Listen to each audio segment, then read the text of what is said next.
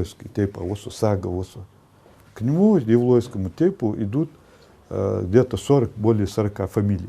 И ведь правильно говорят, историю пишут сами люди. С таким посылом и решили запустить новую акцию в Музее краеведения имени Тугана Мальсакова. Идею предложил директор Магомед Сагов, а жители с радостью откликнулись на такую инициативу. Буквально на второй день весь стол был завален родословными разных тейпов.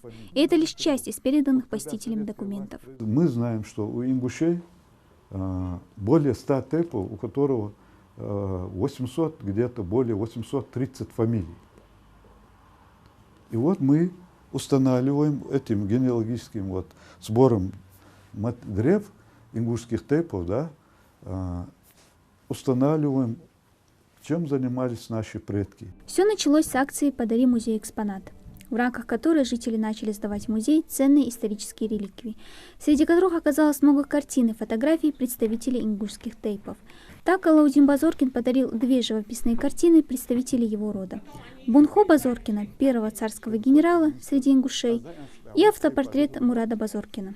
Так зародилась мысль о проведении еще одной акции. Загоревшись идеей, свой вклад носит и молодежь, будущие историки. Когда к нам приходят студенты, мы просим, чтобы они сделали древо своих фамилий. Мы их сопоставляем, в дальнейшем изучаем эти древа, находим общие. По законам наших предков, каждый ингуш обязан был знать свое семейное древо. До 7 поколений родственных уз с обеих сторон. Незнание своих корней считалось недостойным. Учеными давно доказано, что ДНК человека как раз и образуется с помощью генетических данных этих 7 поколений. Информация о других предках автоматически стирается, заменяя ее новыми данными родителей. Но кроме научной точки зрения, здесь играет роль и другой аспект. Вот в последнее время мы растеряли ценности семьи, мы растеряли свои корни, идет к этому. То есть сегодня заканчивается знание о своих предках 2-3 коленом.